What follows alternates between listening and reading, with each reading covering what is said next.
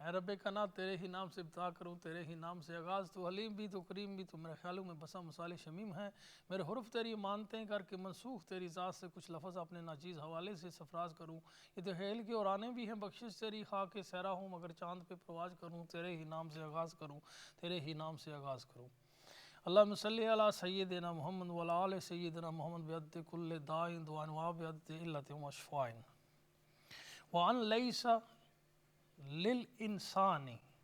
الا ما سعى وان لیس للانسان الا ما سعى، اور یہ کہ انسان کو وہی ملتا ہے جس کی وہ کوشش کرتا ہے۔ ناظرین، لاسٹ ویک کا جو پروگرام تھا اس میں نے یہ سورۃ النجم جو ہے وہ پڑھی تھی، اور مجھے لگتا ہے کیونکہ لائیو پروگرام ہوتا ہے تو اس میں شاید جو ہے وہ غلطی ہوئی ہو، تو میں یہ دوبارہ جو ہے یہ آیت اس لیے جو ہے وہ پڑھ رہا ہوں فور کلیریفیکیشن کہ انفیکٹ یہ آیت جو ہے وہ ان لیس للانسان الا ما سعى، یعنی کہ انسان کو وہی ملتا ہے جس کی وہ کوشش کرتا ہے۔ ناظرین، welcome to legal talk programme. جیسے کہ آپ جانتے ہیں کہ یہ پروگرام لائیو ہوتا ہے، ایوری سیٹرڈے کو ہم اقرا اسٹوڈیو سے یہ پروگرام لے کر آتے ہیں۔ اگر آپ کا کوئی بھی لیگل ایشو ہو انگلینڈ میں، یورپ کے حوالے سے یا پاکستان یا انڈیا کے حوالے سے، تو آپ ہمیں جو ہے وہ سوال کر سکتے ہیں، میں آپ کو کوشش کرتا ہوں کہ تسلی بخش جواب دے سکوں۔ اقرا اسٹوڈیو کا نمبر جو ہے وہ اسکرین پہ جو ہے وہ آ رہا ہے، اگر آپ نے لائیو کال کرنی ہے تو آپ کال کر سکتے ہیں۔ لوگ ہمیں فیس بک پہ بھی جوائن کر رہے ہیں، اگر کوئی فیس بک سے ہمیں جو ہے وہ دیکھ رہا اور سوال کرنا چاہتے ہیں تو وہ فیس بک پہ بھی سوال کر سکتے ہیں، فیس بک مانیٹر ہو رہا ہے تو ہم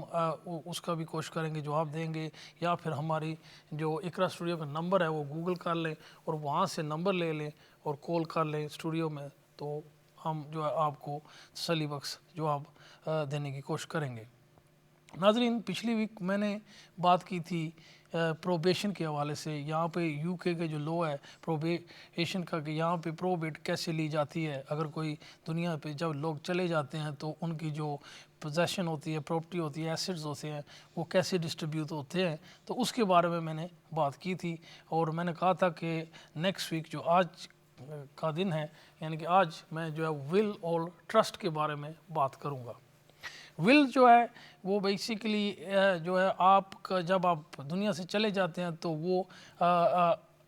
جو آپ کی ایسٹس ہوتے ہیں وہ کیسے ڈسٹریبیوٹ ہوتے ہیں آپ کے بینیفیشری میں، وہ اس کے بارے میں ہوتی ہے کہ آپ نے کس کو کیا دیا، اور جب آپ چلے جاتے ہیں تو ول جو ہے پھر ایکٹیو ہو جاتی ہے، اور آپ کے جو بینیفیشری ہو کے ان کو ان کا حصہ مل جائے گا جیسے ول میں آپ نے لکھا ہوا ہے۔ ٹرسٹ جو ہے یہ انفیکٹ جو پراپرٹی آپ کی ہوگی وہ ایکچولی ٹرسٹ میں چلی جائے گی۔ ول جو ہے وہ افیکٹو تب ہوگی جب آپ دنیا سے چلے جائیں گے، لیکن ٹرسٹ جو ہے وہ آپ کے دنیا میں جب آپ جو ہے زندہ ہیں تب بھی وہ آپ سیٹ کر سکتے ہیں، اور آپ جب دنیا سے چلے جائیں گے تو پھر وہ بھی افیکٹو ہوتی ہے۔ آپ اپنی جو ایسٹس ہیں وہ کس طریقے سے کنٹرول کر سکتے ہیں، جو انفیکٹ ٹرسٹ میں ہوتا ہے کہ وہ جو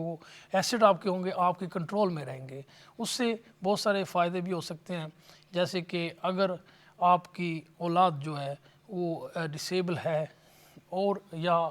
وہ کسی ایڈکشن کے عادی ہیں، یا پھر وہ اتنے زیادہ ہوشیار نہیں ہیں، یا زیادہ سے ضرورت سے زیادہ وہ جو ہے وہ پیسے سپینڈ کرتے ہیں، تو انہیں اتنی علم یا سمجھ نہیں ہے کہ دولت کو یا ایسٹس کو کیسے وہ جو ہے وہ سنبھال کر رکھ سکتے ہیں، تو پھر جو ہے وہ والدین یہ کرتے ہیں کہ وہ ٹرسٹ میں جو ہے وہ پراپرٹی ڈال جاتے ہیں۔ اس میں یہ ہوتا ہے کہ آپ کے جیسے میں نے کہا کہ زندگی میں آپ اپنے جو ہے پیسہ جو ایسٹس ہے اسے بھی کنٹرول کر سکتے ہیں، اس مرنے کے بعد جو ٹرسٹی ہوتے ہیں وہ ٹیک اوور کر لیتے ہیں، تو وہ ٹرسٹ کو مانیٹر کرتے ہیں آپ کی اولاد کی بہاف پہ۔ سم ٹائم چلڈرنز اس بات کو پسند نہیں کرتے کیونکہ ان کو آؤٹ رائٹ جو ہے وہ کنٹرول نہیں ملتا آپ کے ایسٹ کا، تو وہ اپنی مرضی سے جو ہے آپ کی جو ذات ہوتی ہے اس پہ وہ اسے استعمال نہیں کر سکتے، اگر ट्रस्ट हो। तो will pay obviously straight away उनको जो है वो हक मिल जाता है। जैसे आप दुनिया से जाते हैं तो वो फिर अपनी मर्ज़ी से आपकी एसेट को वो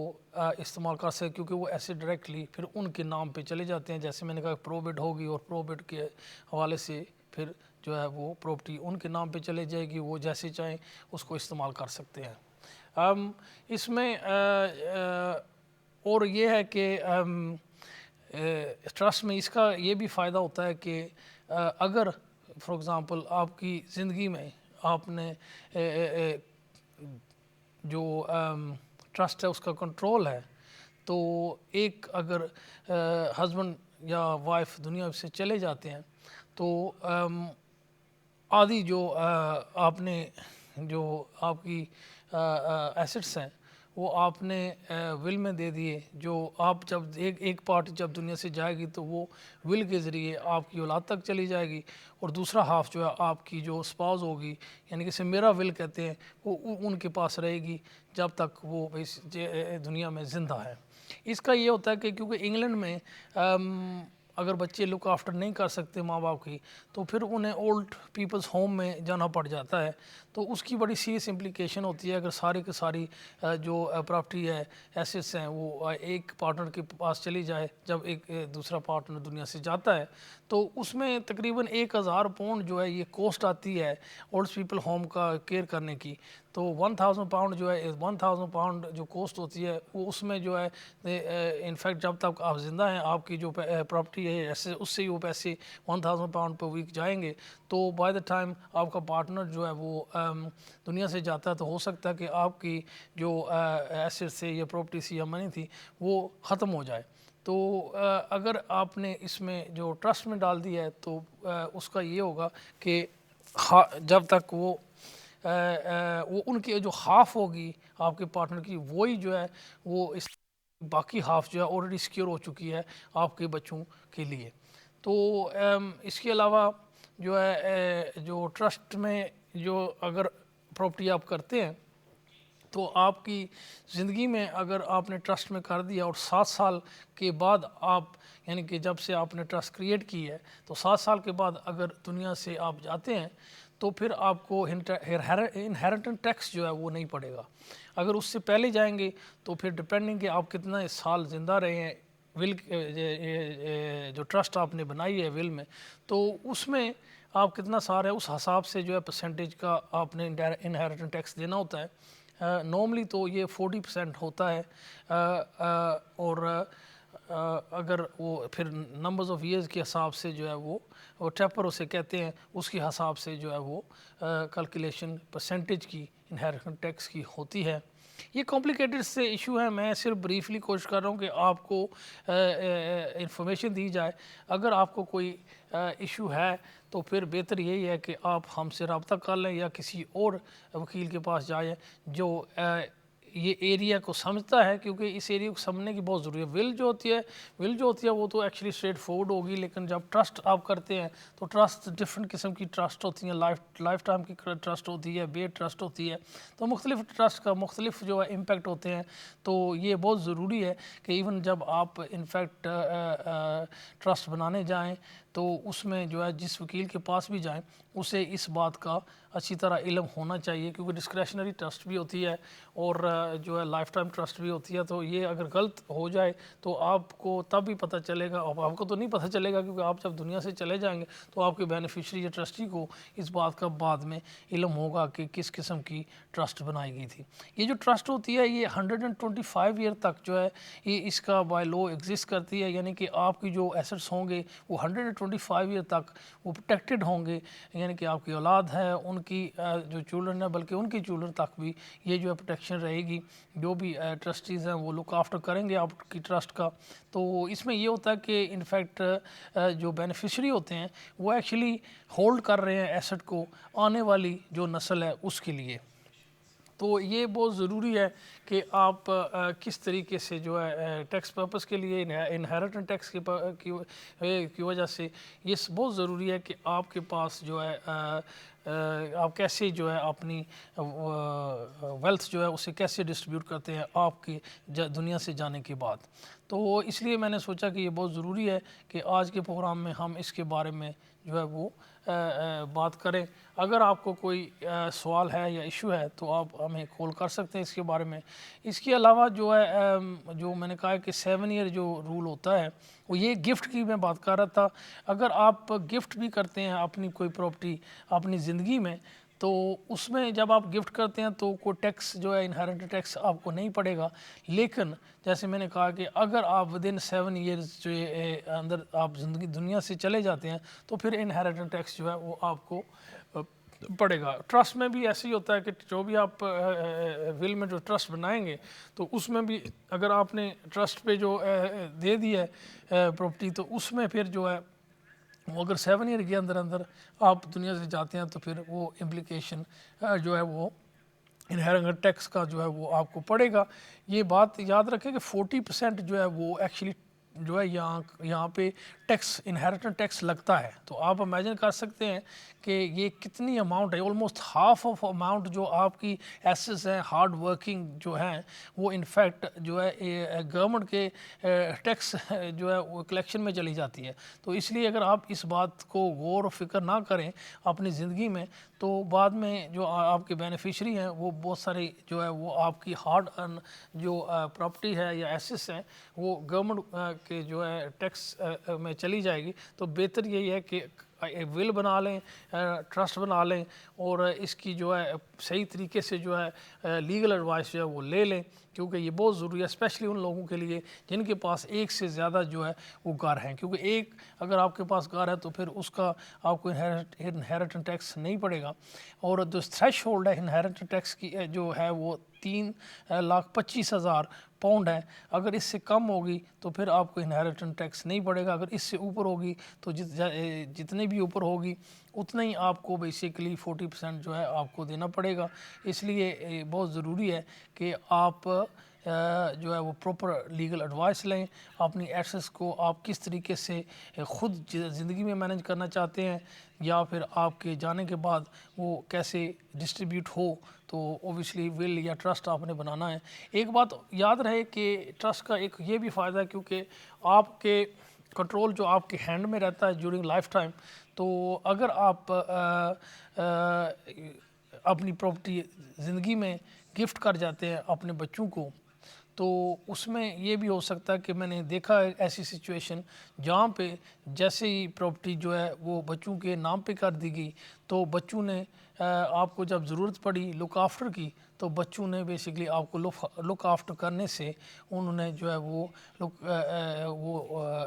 رسپانسبلٹی جو ہے وہ نہیں نبھائی اور آپ کو بہت ساری فائنینشیل اور بہت ساری مشکلات زندگی میں آ سکتی ہیں. تو اس لیے یہ بہت ضروری ہے کہ اگر آپ کو گفٹ کر رہے ہیں تو آپ کو اس بات کا پورا علم ہونا چاہیے کہ اگر آپ نے کنٹرول سے آپ کی جو جائیداد ہے منی ہے یا پراپرٹی آپ جو نکل جائے پھر بچوں میں چلی جاتی ہے بینیفیشری میں چلی جائے تو کیا وہ آپ کی جو ریمیننگ ایئرز ہیں اس میں وہ آپ کی لک آفٹر کریں گے یا نہیں کریں گے. ہندی کا فریز میں نے لاسٹ ویک بھی بولا تھا کہ یہ ہے کہ پوت کپوت تو کیوں دن سنچے پوت ثبوت تو کیوں دن سنچے. اس کا مطلب یہ ہے کہ اگر آپ کی اولاد نیک ہے تو اس کے لیے بھی آپ کو پیسے کمانے کی کیا ضرورت ہے کیونکہ وہ خود ہی اپنے پیسے یا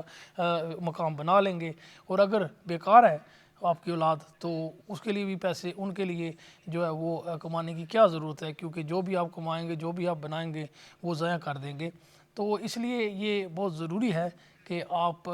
کس طریقے سے اپنی ہارڈ ارن جو ہے وہ ایسیٹس کس طرح آپ اس کو جو ہے وہ اس کی حفاظت کرتے ہیں ڈیورنگ لائف ٹائم اور actually after you are gone from دنیا سے تو وہ کیسے ہوگا. یہ ناظرین لاسٹ ویک میں نے یہ بھی کہا تھا کہ کچھ ایسے بھی کیس ہمارے پاس آئے ہیں جہاں پہ انفیکٹ صحیح طریقے سے جو آپ کی ایسیٹ تھی وہ آپ نے جو ہے اس کی کوئی اچھی طریقے سے جو ہے وہ ارینجمنٹ نہیں کی ہے آپ کے جانے کے بعد تو پھر وہ آپ کی اولاد جو ہوتی ہے وہ انفیکٹ کافی عرصہ عدالتوں میں ہی جو ہے وہ ایک دوسرے کے ساتھ جو ہے وہ کیس کر رہے ہیں کہ کس کو کتنا ملنا چاہیے تھا یا تو پھر اس میں یہ ہوتا ہے کہ بہت سارا جو ہے کوسٹ جو ہے لیگل کوسٹ جو ہے وہ آ جاتی ہے. میں ایک کیس کا آپ کو حوالہ دیا تھا کہ تقریباً 300,000 سے اوپر جو ہے ان کی جو ہے سب کی ملا کر لوئروں کی جو فیس، کیونکہ 2 یا 3 گروپ بن جاتے ہیں تو پھر ان سب نے اپنے اپنے لوئر کیے ہوئے تھے. تو 300,000 پاؤنڈ جو تھا وہ لیگل کوسٹ میں چلا گیا. ٹوٹل مکان 600,000 کا تھا. تو ایسی سچویشن میں جو آپ کی ہارڈ ارن جو ایسٹ تھی، آپ نے ساری زندگی کام کیا، تو وہ آخر میں یہ ہوا کہ جن بچوں کے لیے آپ نے یہ ساری محنت کی اور اس ایک ایسٹ چھوڑ کر گئے، ان کے لیے آدھی سے زیادہ انہوں نے جو ہے وہ لیگل کوسٹ میں ضائع کر دی. تو یہ ایسی چیزوں سے بچنے کے لیے بہت ضروری ہے کہ آپ اپنی زندگی میں ہی جو ہے وہ ارینجمنٹ ایسی کر جائیں کہ بعد آپ کے جانے کے بعد آپ کی اولاد جو ہے آپس میں جو ہے وہ جھگڑا نہ کرے. ایک بات کلیریفیکیشن جب ہو جاتی ہے تو پھر وہ آگے جا کر کچھ نہیں کر سکتے. یہ بہت ضروری ہے. تو اس لیے میں نے یہ آج کے پروگرام میں یہ ڈیٹیل بات کی ہے. ناظرین، دوسری بات جو ہے آج میں یہ بھی کرنا چاہتا ہوں کہ امیگریشن کے حوالے سے کہ جو بچے جو ہیں پاکستان میں پیدا ہوتے ہیں، شادی ہو جاتی ہے آفٹن، اور سم کسی وجہ سے یا انگلش لینگویج جو ہے وہ جو آپ کے اسپاؤس ہے وہ نہیں کر سکتے، سیٹلمنٹ اپلیکیشن نہیں ہو سکتا اس کی وجہ سے، یا پھر جو ہے آپ کے تعلقات جو ہیں وہ ختم ہو جاتے ہیں، کیونکہ آفٹن شادیاں تو اوریجنلی ہو جاتی ہیں، بعد میں کچھ فیملی سرکمسٹانسز کی وجہ سے یا پھر جو اسپاؤس ہوتی ہے ان کا جو ہے واپس آ کر ان کا وہ جو ہے وہ مائنڈ چینج ہو جاتا ہے. جو بھی بیک گراؤنڈ ہے اس میں ایسا ہوتا ہے کہ شادی کے بعد اگر بچہ ہو جاتا ہے تو اس میں نے کہا تھا کہ آپ کو ڈائریکٹ جو ہے وہ ایکچولی پاسپورٹ مل جاتا ہے ریگارڈلس بچہ ملک سے باہر ہوتا ہے، ابروڈ ہوتا ہے. تو شادی ہو یا نہ ہو، بچہ یعنی کہ اگر برٹش آدمی کا ہوگا تو وہ ڈائریکٹ اسے پاسپورٹ جو ہے وہ مل جائے گا، اور جس کنٹری میں بھی ہوگا وہاں سے. اس میں تھوڑا سا جو ہے وہ یہ سچویشن ہے کہ اگر فار ایگزامپل جو بچے کا باپ تھا وہ جب اپنے ملک میں تھا تو اس کا جو والد تھا یعنی بچے کا گرینڈ فادر وہ برٹش تھا، تو آپ کا جو ان کا جو بیٹا تھا یا بچے کا والد تھا اس نے آٹومیٹکلی جو ہے وہ برٹش نیشنلٹی اسے مل گئی، اور اس نے جا کر پاسپورٹ اپنے ملک سے ہی اس نے لے لیا آن دیٹ بیسس. تو یہ جو نیشنلٹی کا رول ہے یہ ایک دفعہ جو ہے وہ پاس آن ہوتا ہے. اس کے بعد یہ رول جو وہ آدمی ہوگا جس نے اپنے ملک سے والد کی وجہ سے اس نے ڈائریکٹ آٹومیٹک اس نے نیشنلٹی لے لی ہے، تو پھر وہ جب اگر اس کے بچہ جو ہے وہ انفیکٹ وہ شادی کرتا ہے اور اس کا بچہ جو ہے وہ ابروڈ پیدا ہوتا ہے تو اس بچے کو ڈائریکٹلی جو ہے وہ نیشنلٹی نہیں ملے گی آٹومیٹکلی، کیونکہ یہ is passed on by descent only once. تو پھر وہ کیا ہوگا کہ اس سچویشن میں نے دیکھا ہے ہمارے پاس کیسز آئے ہیں، کیونکہ پاکستان سے یا باہر سے جب کوئی وکیل کریں گے یا ان سے کوئی یا پراپر وکیل جس کو اس بات کا علم نہیں ہے امیگریشن کا ڈیٹیل یا نیشنلٹی کا اتنا نالج نہیں ہے، تو وہ آپ کو صحیح طریقے سے گائیڈ نہیں کر سکیں گے. کیونکہ اس سچویشن میں پہلے تو انہوں نے کوشش یہ کی کہ ڈائریکٹ پاسپورٹ لینے کی کوشش کی، بیکاز جیسے میں نے کہا کہ اس کیس میں ایک دفعہ جو ہے وہ نیشنلٹی جو ہے وہ ڈائریکٹلی پاس ہو چکی تھی. اب جو بچہ ہے وہ انفیکٹ اس کا والد کو آلریڈی ایسا ہو چکا تھا اس کے بچے کی دادے کی وجہ سے، تو اب یہ جو ہے وہ یہ سچویشن اپلائی نہیں کرتی تھی. تو انہوں نے اپلیکیشن کیا، جس کسی نے بھی ان کو ایڈوائس کی غلط ایڈوائس کی. پھر اس کے بعد جو ہے وہ اپلیکیشن جب ریفیوز ہوا تو پھر انہوں نے رائٹ آف ابورڈ کا جو ہے وہ اپلیکیشن کسی نے انہیں کہا تو وہ انہوں نے کوشش کی، وہ بھی ایکچولی غلط اپلیکیشن تھا. اس سچویشن میں رائٹ آف ابورڈ کا اپلیکیشن نہیں بنتا. یہ جو ہوتی ہے سچویشن یہ میں آپ کو ڈیٹیل میں بتاؤں گا کہ اس میں کس قسم کا جو ہے وہ اپلیکیشن آپ کر سکتے ہیں، اس کی کوسٹ کیا ہے اور اس کی ریکوائرمنٹس کیا ہیں. ابھی ناظرین ہمارا وقت ہو رہا ہے چھوٹی سی بریک کا، تو آپ کو ملیں گے بریک کے بعد.